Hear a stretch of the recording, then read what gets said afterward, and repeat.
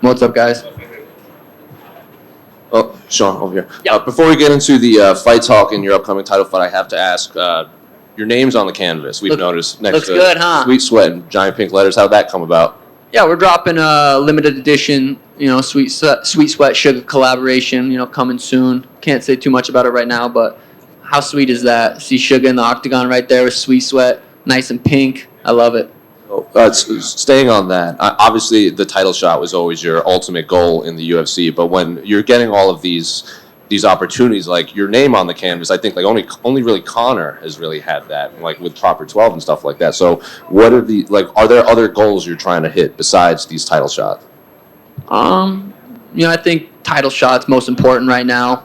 With that comes a lot of other opportunities. So main focus right now is on Aljamain. That's it.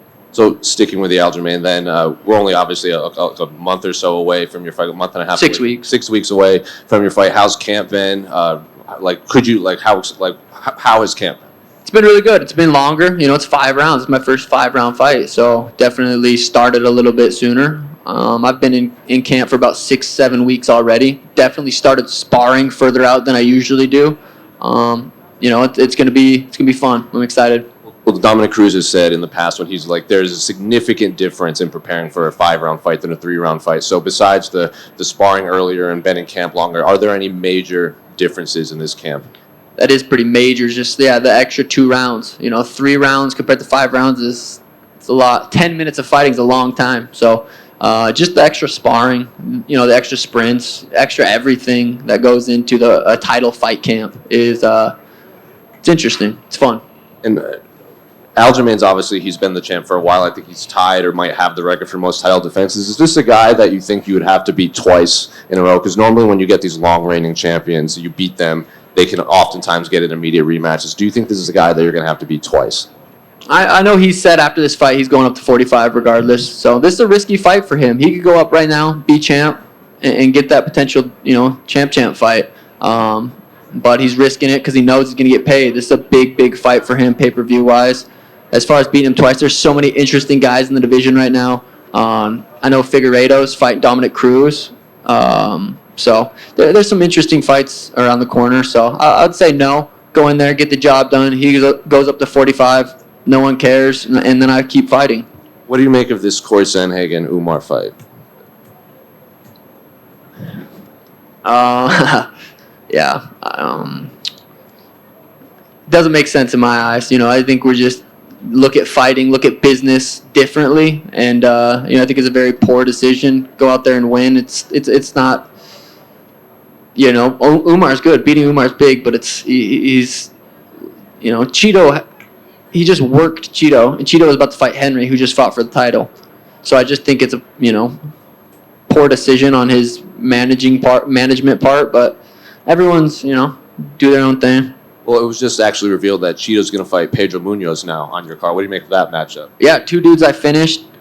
Interesting fight. Pedro looked good against Gutierrez, so I think, and Cheeto looked really good against Corey. Just kidding, he did not. He looked horrible. He literally didn't look like he knew how to wrestle. So, just going off their last 2 fights, I think Pedro can go in there and get the job done. The final one for me, we just saw Robbie Lawler retire after a big knockout. We saw a rarely emotional Robbie Lawler. So I'm curious, what was your reaction to arguably one of the better retirements in MMA history? Yeah, we were just driving over, watching on the phone, and that's crazy. Tim said he made his UFC debut in 2001, 2002. That's insane. Yeah, that's crazy. Yeah, good for him. Hey, Sean over here. I don't know if you've taken a look at the betting odds, but Aljamain's almost like a 3-1 favorite. You're one of the most, if not the most popular bantamweight fighter in the division. Does that surprise you to see the odds that wide? Not really. I mean, look at who he's beat. Look at the guys he's beat in the last 4 or 5 fights. My best win is over Peter Yan. Very close fight, very tough fight. So, looking at it like that, it makes sense. But that was what Peter versus me was, the same odds. Something. I think they were even worse at one point. So, I like that. It fuels me. It's exciting to go in there and fight the best bantamweight in the world. I go out there and put his lights out. What does that make me? Henry Cejudo, we mentioned there, was supposed to fight Chito Vera. It looks like they're still trying to set up that fight with Merab. Are you worried that fight might never happen? Because it seemed like there was a lot of heat. It would be a good fight for everyone, you and Henry fighting. I don't know if Henry's come. Yeah, his shoulder. I think he's had issues with his shoulder in the past. Who knows how bad it is right now? I personally don't think we see Henry back. So, but if he does come back, gets a win, very, very interesting fight. Me versus Henry is a huge fight. And just last one for me, what would it mean to win a UFC title and being a veteran of the Contender Series? We saw Jamal Hill win the title. I know that's something you're really proud of. What would that mean to you to win it, just as being one of the fighters that came from that show? Yeah, that would be awesome. I think the Contender Series is the best platform to get into the UFC, and being there early on is super cool. I feel like it was so long ago. It was my first fight in Vegas. I think I fought here 10 times now, so it feels like a second home.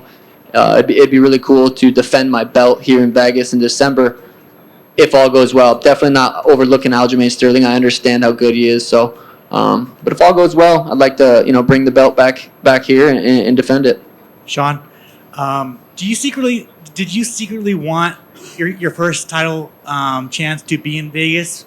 All your fights basically have been in Vegas.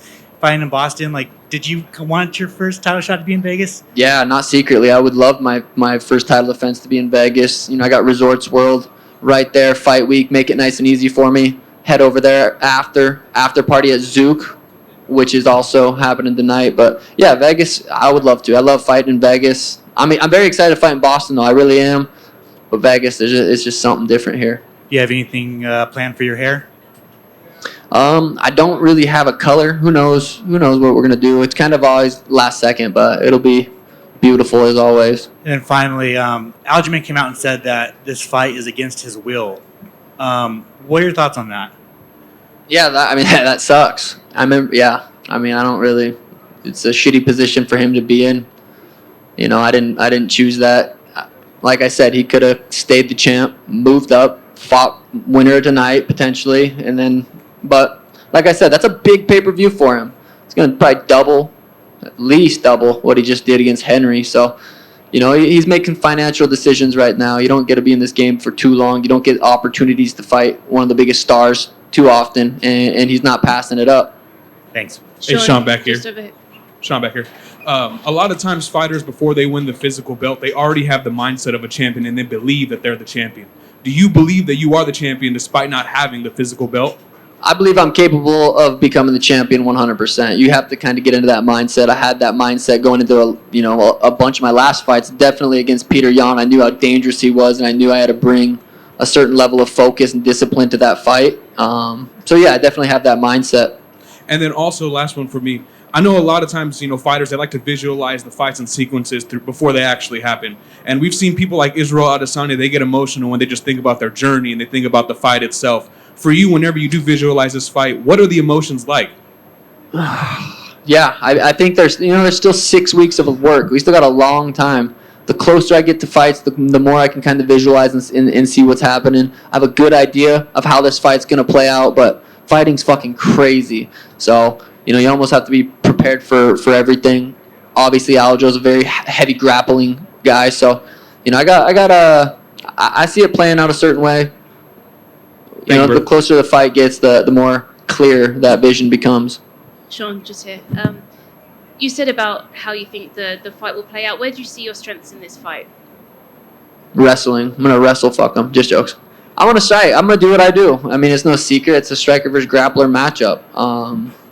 That's it. I'm going to go out there and try to put his lights out. I do that every time I fight. Has there been anybody that's hurt Peter Yan? Anyone that's been able to catch him, crack him? I dropped him to a knee in the second round. I can find people's chins. I do find people's chins.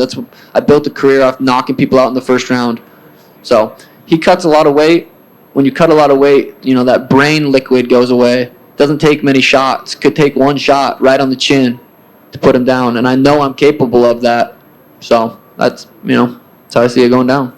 And with his comments saying about, that this title defense was against his will, does that worry you at all in terms of perhaps injuries or how his mindset is going into this one? No, not really.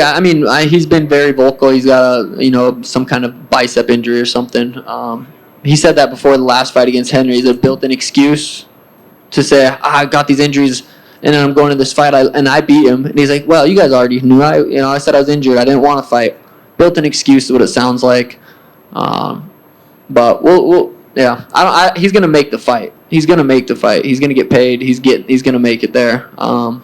We'll see how good he shows up. But I do think he's taking this fight very serious. I do think he looks at me as very dangerous. So I expect, the best Aljamain to show up. Sean, And can you right put, over here. sorry, just last one. And can you put into words how much the title, capturing the title, how much would that mean to you? Yeah, it would be wild. Started kickboxing, started training when I was 16 years old. Win the UFC belt when I'm 28 would be awesome. But I really do feel like this is just kind of the beginning of my career. I have a long time. The UFC's got a couple superstars, but I'm a big star right now. August 19th, I become a superstar and take over the sport. That's the plan. Sean, going off that, it's kind of perfect. When you get a UFC belt, it kind of goes to the next level. How are you preparing yourself for, the people who are going to come out of the woodwork and trying to pull you this direction and that direction, and how do you think you'll handle it? I bought a farm recently, so I got a cow and some chickens. So I'm gonna just be a farmer for a little bit, and I feel like that'll keep me grounded. All jokes aside, I really do think staying out there, I'm just staying. I got a lot to work on. I love the grind, so just doing that, being a family man and staying in the gym. That's if I can stay in the gym, I can become one of the best to ever do it. If I start getting distracted, start taking too many opportunities, there's too many good guys in this division that want what I would have at the, what I mean? So I got to stay focused, stay grinding, and just stay dialed in. So that's what I plan on doing. Sean, back here. We're used to seeing you at these big events in Las Vegas, March, now International Fight Week. With the time since your last fight, mentally, how's that been for you? I'd assume you see all these events, and at a certain point, it's like, I'm just ready to get back in there a lot sooner than I have been. Yeah, I fought October in Abu Dhabi and went back to the gym, started grappling. I understand where Aljo wants to take this fight, and that's what I've been doing. So it's been grappling. Can you describe a little bit, how does one make sure that, they talk about the ring rust and everything, how hard do you need to go in the gym to make sure that your body is ready to be dialed in like it was just yesterday when it's been a long time between official fights? Yeah, I had 2 years off, came back, smoked the dude in the first round. Ring rust is never really an issue if you're training, if you're in the gym. So I don't think that's not really an issue. It's mostly just sparring. I know I don't spar outside of camp, but I did start sparring in this camp a lot sooner, a lot further out from the fight than I usually do. So I feel like I'm going to be just dialed in, on point, and find his chin. Sean, can I just ask your opinion on the BMF title with Dustin Poirier and Justin Gaethje? How you think that goes down? With those two dudes, it's just a coin flip, really. Who shows up with less injuries and had a better training camp that night? Who shows up? Those dudes are both so good. Yeah, coin flip. I don't know.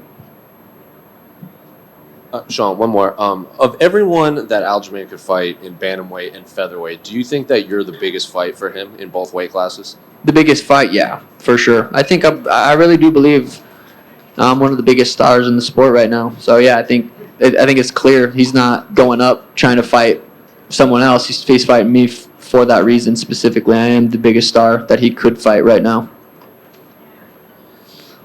So thank you guys.